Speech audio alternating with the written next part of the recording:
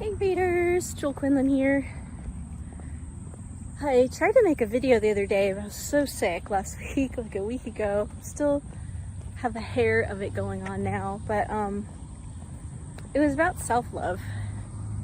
Since my channel, the whole theme is around romance and happily ever after, I do have to chime in and say that self-love is a part of it, you know? And I was thinking of this because I was so sick last week, and you know, I just felt like I was tapped out. I was doing so much for the day job, you know, for my new husband, for the new husband's family. Everyone's been in town because of this wedding and because of the holidays, and just so it's something people don't think a lot about. And for me, I found that it's really important that the starting point be a healthy amount of self-love. Otherwise, you don't have anything to give, you know what I mean?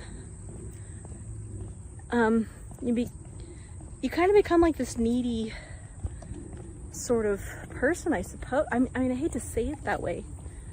Let me try and describe how I felt, like just incomplete, not fully yourself, right? Myself, when I was out of balance. And I'm not talking about like a selfish amount of I'm always first and everything's all about me, or the other way, it's all about someone else either, because I would say a lot of people do lean too far in the other direction where, you know, they're overgiving.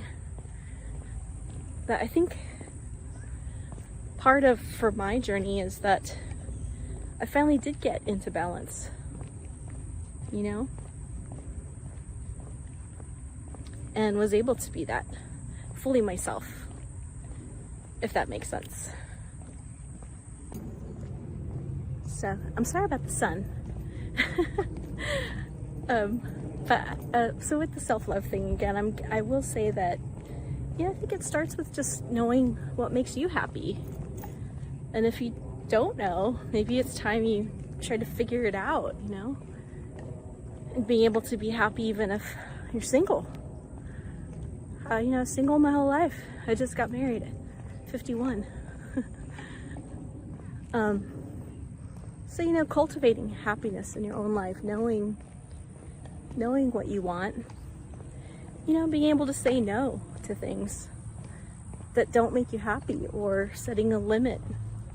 Because, you know, things naturally can get out of balance if you're just a naturally positive, giving person. You can start to say yes to too many things, and then you got to reel it back in.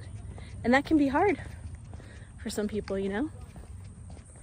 So yeah, you know, a lot of good people, and myself included, that when it comes to being in a relationship with other people, whether it's your kids or your boss or, you know, your partner, like whoever it is, you know, giving to someone, because you're a normal, healthy, loving human being. And in my case, it was my person I report to, and they were inappropriately trying to stretch my responsibilities, and I had to say no. Say no, that's not appropriate. You know, I'm doing all this for you, but, you know, I don't work for free for these other people that you're trying to get me to do X, Y, and Z for. You know, I work for you, that's what I applied for, but I don't work for them.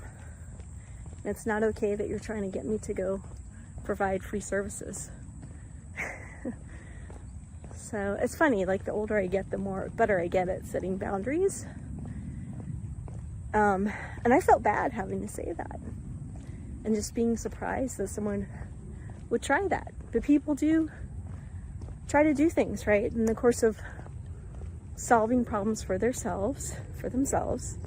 Sometimes they lean too much on the generous person, right? If you're the good kid in your family, then you know what I mean, right? Your parents are always asking you to like be nicer to the others. When it's like, I was the good kid, obviously. And I was like, no, why don't you go tell them to stop being jerks? How about that? How about instead of me having to suck it up all the time, tell them to be nice? How about you teach them? But it's easier to lean on the generous person rather than to go solve your problems yourself, right? And that's what this person I report to was trying to pull with me. But I'm happier because I'm not caught up in doing this thing now. Because I said no, and they backed off. And like, had I done it, would have been all this resentment that builds up, because you know, inside I would have known this is wrong. It's not cool. It's not okay. And then I'm letting them get away with it. So lately, I've been, just practicing accountability in a lot of things. So even with my new marriage, it's like, did I say okay to this? And if so, then the fault is mine. I am accountable for having agreed to this in my life and not having said no or worked on trying to find another way with whoever it is. And it doesn't have to be an argument, right? It could be nice. So that's another skill I'm working to cultivate at this late age. But again, self-love is where it starts. And again, it's not a selfish love. I know I've acquired a lot of male followers because of one of my videos. Guys, I'm not talking about selfish love or taking advantage of anyone.